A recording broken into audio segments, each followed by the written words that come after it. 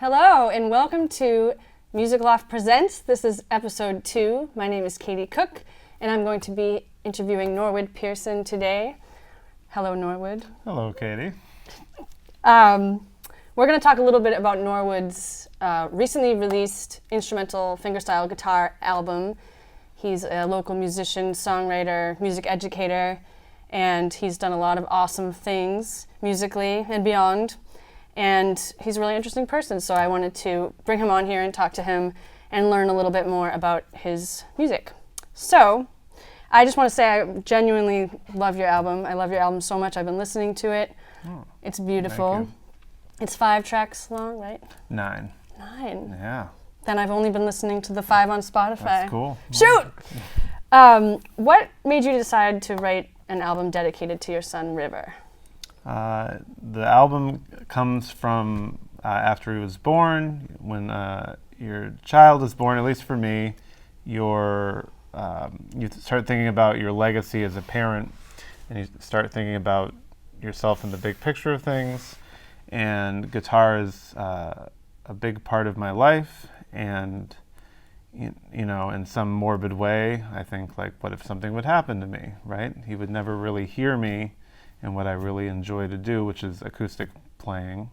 So really the album is a way to capture me playing in as an authentic way as possible, so that he can, you know, for himself or his kids someday, they can listen back and hear what I actually sounded like, versus a lot of things that are put out right now, which is very produced, very processed, you know, very quantized and auto-tuned, and you know, so this album is literally just me playing, and one guitar, no overdubs, anything like that, and yeah, it's basically a time capsule for him later in his life. Cool. Right now he's 4. He doesn't really know what I'm doing. Yeah. And when you recorded, everything was like one time through, right? You didn't do any... Yeah, well, most of them are one takes. So the way I would record it is I would go in and I would do 3 full takes of the song, and then we'd go back, and occasionally there would be a part where something really cool happened, where I maybe accented something or whatever that we liked. So we kind of spliced that in, but that's not like a punch in. So it's literally like I just played it 3 times, and then we just maybe, like, the ending was cool here, so we just kind of put that in there. But there was no any edits beyond that, like, we need to move this over and, you know, line this up. Nothing like that. Yeah. Which was a real challenge because I didn't play to a click track. Ah. Right? So the engineer actually commented how crazy it was that he could edit like that. That's impressive. With no click track. Yeah. And it would all line up still. Wow. So even when you listen to it, you wouldn't be able to tell where the edits would be. That's awesome. Yeah. That was probably stressful, right? A little bit. Recording in one take? Yeah. Well, you do it in 3 takes, because the first take you get the jitters out, and then usually, almost always, we would keep all or most of the second take, and then, like, sometimes something would happen in the third take or first take that we'd put in there. Yeah. Cool. Yeah. Do you yourself have a favorite song on the album? Or one that you like playing the most? Well, the ones I'm going to play on this program, River's Lullaby is really nice. Melancholy is really nice to play. Yeah, I think those are 2 of my favorites. 2 of your favorites? Yeah. How come? Talk about River's Lullaby. It was an attempt to write a lullaby, but I didn't want it to make it seem like it was like a cliche, like all happy sounding, you know, like typical lullabies. I wanted it to be a little darker, so it starts in minor, you know. But the bridge is actually the first, the melody in it is the first notes I sang to him when he was born. So Cool. like when he came out and I was holding him, I literally just sang the same motif for like an hour to him, you know, just to soothe him. So it's that bridge section that is the real lullaby, because that's the first things he heard me say or sing to him. Wow. Did that? Yeah. Did that come to you organically, like when he was born? No, I Or just no, like organic. Yeah, it's the first thing that came. like to it my just head. Yeah. cool. Yeah. Interesting. Yeah. What about, is there a song that you on the album that you yourself don't really like compared to the others? I like them all in different ways. I think the hardest one to play is Frantic Imagination, because it's just so fast and crazy. You'll actually hear in the album there's fade outs and fade ins, right? But those are not punch ins. Just those are. It's literally like I would fade it out. We did. That's one where we added like effects. That's the only one where we added effects to it. Okay. So there's sections in the middle where we added like flanger and some chorus and stuff to make, but it's definitely, I have to really warm up for it. There's this like freaky countryish riff where I'm jumping all over the place Yeah. that I just can't play cold. Yeah. Just, yeah. So I'm not going to play it tonight because I'm going right from Yeah. the conversation to that. Yeah. Cool. Yeah. And you use a lot of different techniques for sure on this album, but it's somehow accessible for the listener. Like did you think about that when you were like writing an instrumental guitar album? Like, oh, this is like totally instrumental. Like, will this, people who are maybe don't hear lyrics, or they're gonna hear all these tricks and cool things, but it also has this flow to it. It's really impressive, like that you were able to still write such a beautiful tune that's also like highly technical. Were you proud of that, I hope? I don't think they're all like super technical, but they're accessible, and I think that's the big thing. Because you know my playing. And Yeah. I play very. Where's the camera? I play very fast when I'm on like electric or something. Yes, very fast. But We're all like, yeah, but like, so I had to make a conscious decision. Is this an album where I'm trying to show off, or is this an album where I'm trying to make something accessible and melodic? And I chose to do something, because there would be a lot of times where I'd get to a section, I'd be like, I could throw this crazy thing in here, and I'd go down this rabbit hole, and then I went, no, just this is fine. Like this simple arpeggio is so much more effective for the song than me throwing in as many notes as possible, or having a voicing for the chord that's really difficult.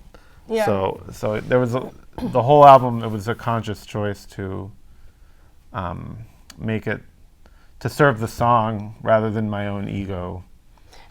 Yeah. Right. Yeah. Yeah. Cool.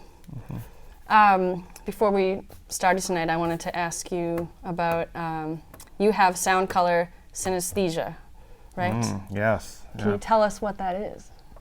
So, I guess from talking with people, I guess this isn't normal. But when music is playing, I see colors and patterns. And it's basically, if I'm allowed to like descend into my listening as deep as possible, I no longer see the reality. I just descend into this psychedelic world of patterns and colors. So, it's crazy. It's like Fantasia, the movie Fantasia, where they showed all these colors and stuff with the instruments and stuff. Yeah. It's kind of like that, but like I'll see textures and layers and things like that. So. I don't listen to music while driving because I have, as a teenager especially, I got into many different, I committed many traffic violations because I'm just I'm not seeing what's in front of me. Yep. And my wife points that out when we're driving, like I'm not allowed to listen to anything interesting, like musically, like. Yeah. So can you listen to like Rivers, like Old MacDonald songs, and then Yeah, you're yeah, good. You're good to things go. like that.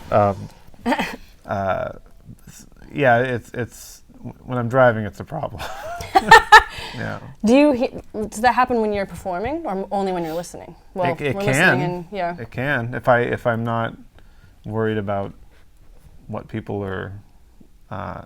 If I'm in a zone where everything's locked in, and I don't have to worry about looking at people. I'll often look down. My eyes are open, but I'm not seeing anything except that. Wow. It's crazy.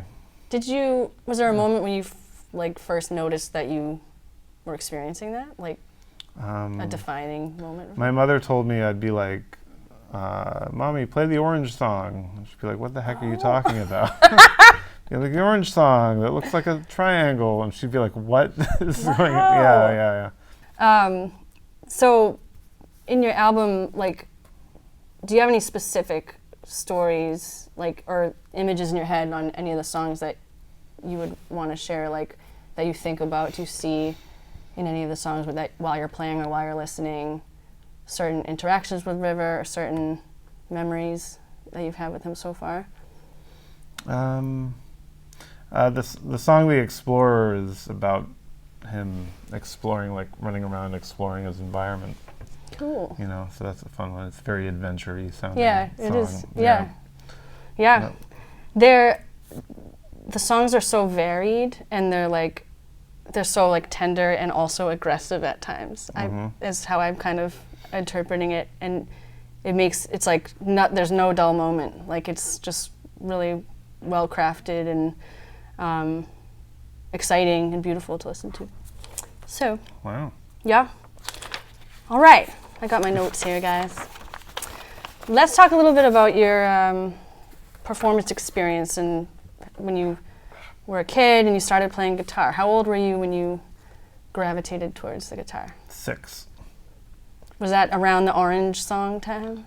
I don't know when that was. So around 6, and then, intermittently between 6 and 10, and then I got more serious with it a little later. Like high school-ish? No, like 11 or 12, I think. Cool. Yeah. Did you play in groups as a guitar, like in a band or anything as a kid, or were you kind of more doing solo stuff? I didn't play with anybody until I was in high school. Huh. And nobody knew I played until high school, even though I played a lot at home. Yeah. I was very self-conscious and didn't want to... There wasn't really any outlet for it, so... Yeah. And did you play in like the band in school, any other instruments? Trombone in band, yeah. Okay. Yeah, because guitar wasn't an option in school when I was a kid. Got it. Yeah. What about the first gig you ever had? Does anything come to mind? What do you mean by gig? Like paid gig. I don't remember what my first paid gig was. Yeah. Did you start playing? I don't know. I don't know. My first time performing live was, I think at the tail end of 8th grade, right before high school. And I did Wish You Were Here with a friend of mine for like hundreds and hundreds of people. Cool. And I did the chords and he would do the solo. Cool. Yeah. And then my second performance ever was Stairway to Heaven, and I did both guitar parts a year later as a freshman in high school.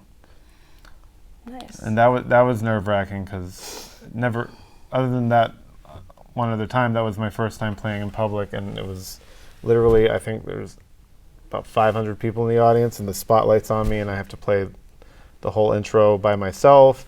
And then we had a whole production. We had we had flute players. We had I think 10 people on stage doing it. And then I switched to electric and did the solo and the ending stuff. Cool. And, yeah. That's awesome. And from there, people just kept asking me to play, and it's all of, basically all of high school was just me playing as much as possible. Yeah. With a lot of different people. That's awesome. Yeah. What about some of your like early musical influences. What did you like to listen to when you were around that age, and what inspired you to practice more, and any specific artists or bands? I mean, my household, it was more like Indigo Girls, Dave Matthews Band, like all that different stuff from the 90s. Yeah. But I really got into Metallica in middle school. That was I used to jam out to that all the time. Yeah. Yeah, so I think they're like Metallica and 90s acoustic, Like, like shaken pop up music. in a Yeah. jar. Yeah. And then when I moved to a different town for high school, and I remember a friend showing me on a bus ride a solo from the guitarist from Dream Theater. He's like, I've heard you play. Check this out. And I was like, and from there, I Mind was blown. like, yeah. That's all I listened to for a couple years. Yeah. You know. Cool. But. And now, like, when you play, what's your, I mean, there's so many styles with guitar. You play all different styles, right? Like, do you have a favorite or nostalgic thing that you like to play when you're playing guitar? Is there, like, something that makes you feel super excited? Like metal versus, like, what's your favorite genre to play, if you had to pick one? If you had to. I don't know. I've been all over the place at this point. Anything that's like challenging is probably my favorite stuff to play at this point. Yeah. But I mean, at this point, I've been all over the map. Like I just mentioned a couple like metal groups, but it's really been like all over the map for like 30 years for me, and I don't. Yeah. You know, I've gone through different phases. I've had a lot of people in my life who have influenced me, taken me in different directions. And so, as far as the genre, I don't know. Like whatever. It's all good. It's Cool. You know. Cool. I wish I could say like country all day or something. Nah, I get it. You're also a music educator. Mm-hmm. You teach in the Braintree Public Schools. Mm. You teach private lessons at the Music Loft. Shout out. When did you first decide you wanted to teach music? Or going into music education? Well, I like working with people on that. But my teachers in high school told me that music ed is a better career path than performance. Yep. So that's basically what led me. Kind of how. Yeah. Yep. Yep. But it's cool that you're able to do both so well. You do both so well. What's like something that you love about teaching? I like when there's goals and you're working towards something. So right now in Braintree, where I teach, we're building a guitar program that started with 7 students 3 years ago, and now this upcoming school year we have over 150. That's awesome. And next year we're projected to have well over 200. That's awesome. So like working towards building something and working towards getting kids better is what is exciting. If things are stagnant, it's not very exciting, Yeah. What about what do you find challenging about teaching? It's certainly a challenging field.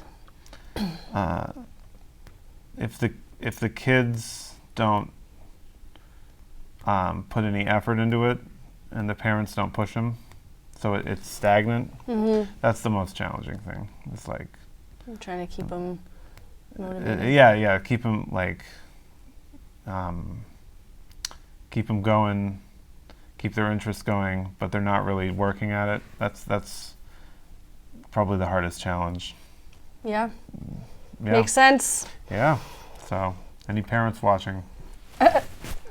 Yeah. All right, well, we're going to take a quick break. And when we come back, Norwood is going to perform some original music from his album, Songs for River. And it was nice chatting with you. We'll be right back. This is one of the first songs I wrote for the album. This is called River's Lullaby. The bridge is the melody that I first sang to River when he was born. Enjoy.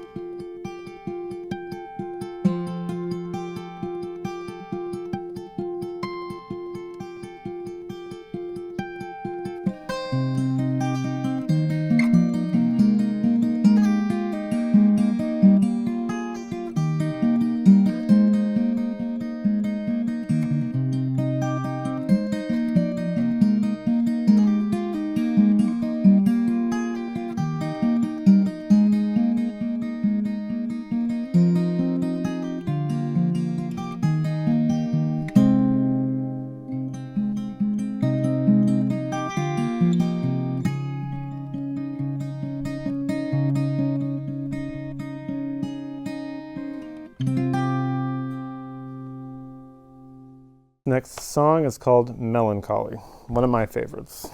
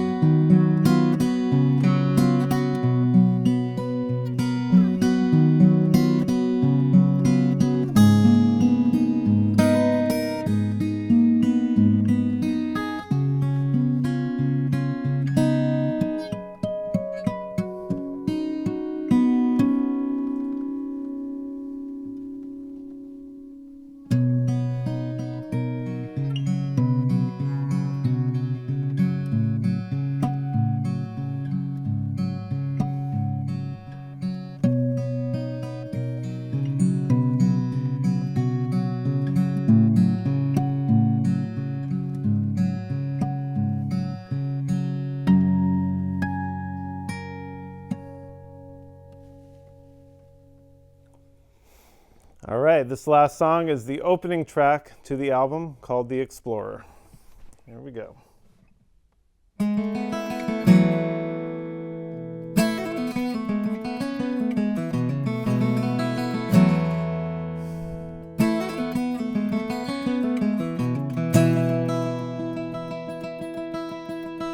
Where's my fog? There we go.